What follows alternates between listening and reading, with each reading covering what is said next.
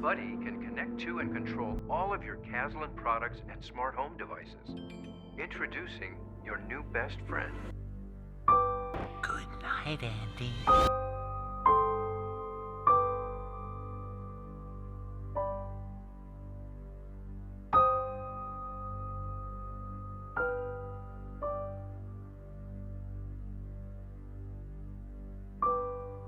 Wait a minute!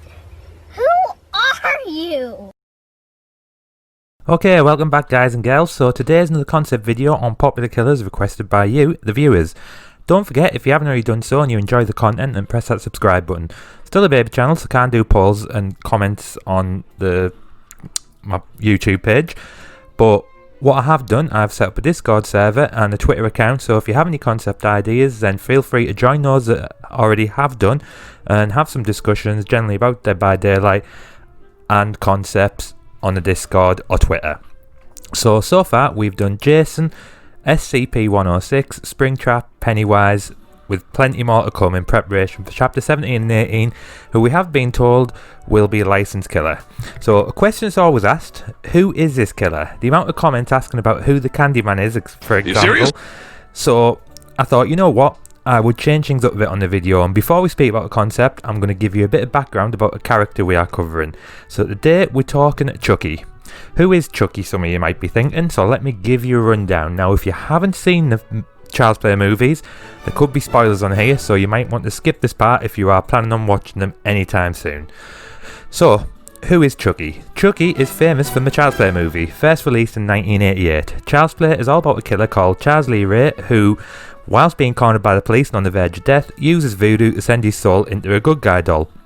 This doll ends up in possession, no pun intended there, of Andy Barclay after his mother Karen buys it for him for his birthday. Lots of weird shit then goes on, and the film takes a turn when it's noticed that Chucky's been talking to Andy but he has no batteries in it, and then starts a lot of crazy stuff. So without going into too much detail at the end of the film, this film spawned a number of sequels and spin-offs, and more recently a remake was released last year.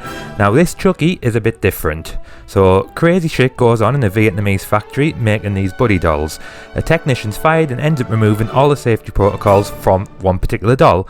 This doll again ends up as a gift for Andy Barclay from his mum Karen. However, this buddy starts evolving and he's using AI to get close to Andy. Anyone who Andy upset, including his cat, so anybody who upsets the guy generally ends up dead. And as well as the lack of voodoo magic in this film, it's all based around AI and the fact that Buddy can control a lot of Caslin products. I say Buddy, Chucky. Alright, so sounds familiar, anybody? Alright, so anyway, this killer concept is going to be based on the remake.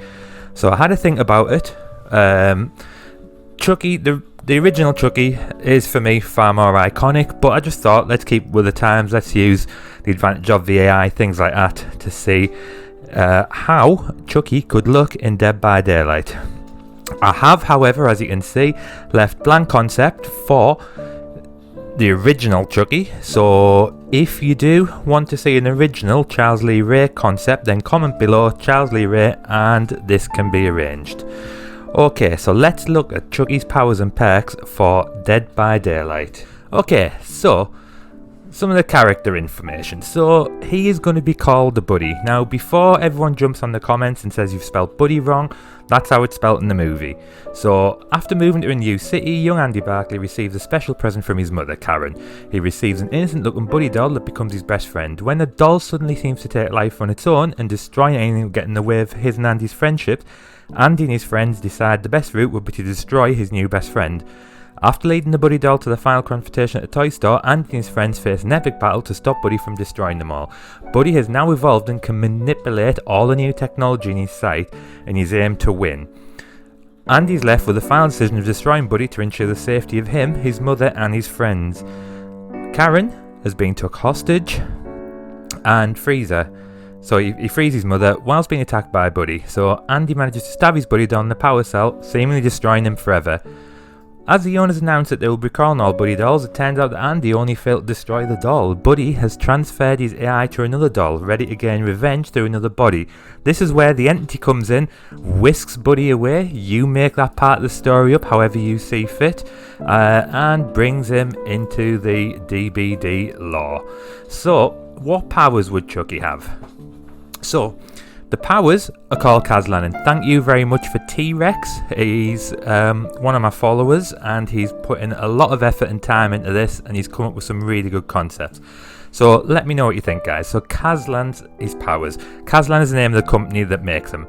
So he's got 3 powers, so straight away that stands out quite a bit. So first one is Kazlan Sirens. Several speakers will spawn on the map within a 30-meter range of each generator. When pressing the primary power button, the buddy will lift his finger up, causing it to glow, a bit like ET.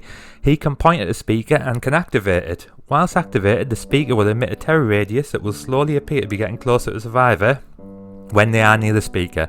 Only one speaker can be activated at one time, and they will remain active for 25 seconds. Once a survivor goes within the speaker's radius, this buddy won't become detectable. There will be 2 terror radius instead, so you're not going to completely go invisible to survivors, so to say, with your terror radius, but it'll just confuse them.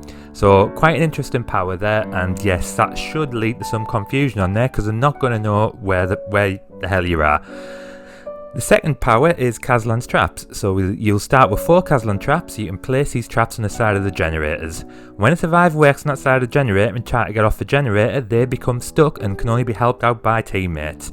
The buddy is notified when a trap is triggered.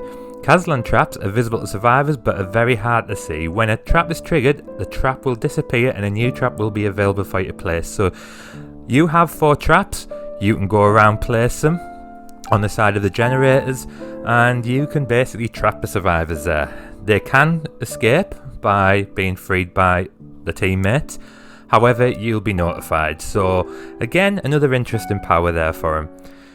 His special ability is going to be the buddy swap. Now this is really interesting. So up to 3 buddy dolls will spawn on the map. The buddy can teleport to these buddy dolls and can become them. However, teleporting to or becoming a new doll will cause a buddy doll to spawn from where you teleported from, removing the doll from where you teleported to. Teleporting will take 7 seconds without add-ons and will be obvious for survivors, as the doll's eyes will start to flicker red. So if you've seen the film, when bad shit's going to happen, his eyes go red. Alright, and you know that's when things are going to go off. So same with the game. So his doll's eyes are going to start to flicker red. The doll will be inside a buddy box. This ability has a cooldown of 50 seconds. So yes, it sounds very overpowered. However, the teleporting is going to take 7 seconds. So think about it. Count to 7. 7 Mississippis. It is a long time. So you are sacrificing, when you're a killer, time is so important. You're sacrificing 7 seconds of hunting down survivors, but you can teleport, so especially good on them big maps. I'm thinking Almond. Straight away I'm thinking this is fantastic for that.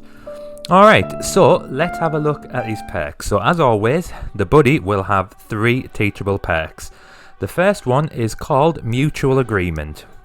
So the tagline to it: when they hurt you, you hurt them. So if a survivor completes the equivalent of 2.5, 2 or 1.5 generators, they will become exposed for the rest of the trial.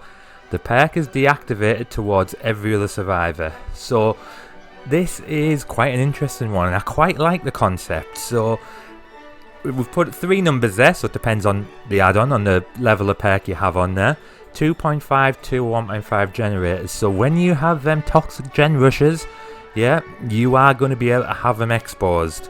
The perk is deactivated towards every other survivor, so it's only one survivor will be picked on there. Then, if obviously once you've downed them, that's it, it's deactivated.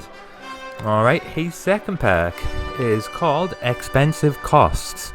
So, malfunction or not, you should have their respect. So with this one, it's an obsession perk, so you become obsessed with one survivor. If the obsession is safely unhooked twice, the perk activates. This obsession will be inflicted by the blindness status effect and can be killed by your hands for 80, 85 or 90 seconds. So Again, sounds very overpowered on paper, but when you actually read into it, so you become obsessed with one survivor. If your obsession is saved in Hook 2 times, so he's already on Death Hook, so it's a bit like Pyramid Head. When you've got them tormented, rather than hook them the last time, you can do a mini Mori on them. This is going to be the same with the Buddy character. Okay, and his final perk is called Malfunctioning Equipment. So with this last perk, those who don't take you seriously will pay for their attitude. So after a survivor uses items for 16, 15 or 14 seconds, they will become exposed for 60 seconds. They will have their location revealed for 5 seconds as well. All items will become inactive for the rest of the trial for the survivor affected by the perk. So, survivor uses equipment for 16, 15, 14 seconds. So you're talking medkits, toolboxes, flashlights. They're going to be exposed for 60 seconds. Exposed means that you can one-hit them to down them. They will have their location revealed for 5 seconds as well. So it's a long time, the 16, 15 and 14 seconds. So it's not something that's going to be too overpowered because it's about constant use there. All items will become inactive for the rest of the trial. Once you've used it for that long, that's it. You can't use that item again.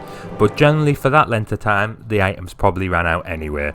But the more important thing is your location is going to be revealed and the exposed status. So be careful there using your equipment during a gameplay against Buddy. Right, so like how I did with the other concepts, we'll talk about the maps. The map that you'd use is Z-Mart. Again, if you haven't seen the movie, Z-Mart is where Andy's mum works at, Karen. She works at Z-Mart. That's where they are selling the Buddy dolls, and also where the final confrontation takes place in the movie itself. I haven't spoke much about survivors in previous concepts, but I thought I've added them on there. So in Pennywise I added Bill. So the survivor in this one would be Karen. So the reason for that, obviously the obvious choice would be Andy. However, Andy's a child. Now, I'm pretty sure we don't want to play a game chasing children around and killing them. So we'll have Karen instead. We'll have his mother. We'll kill her instead. So that is a poster there for it. So that's that. Right, okay guys, so that is the end of the Child's Play concept. Let me know what you think below in the comments. Like I said, join my Twitter, follow me on Twitter, send me a tweet, join my Discord, send me a message in there, and I will reply to you about it.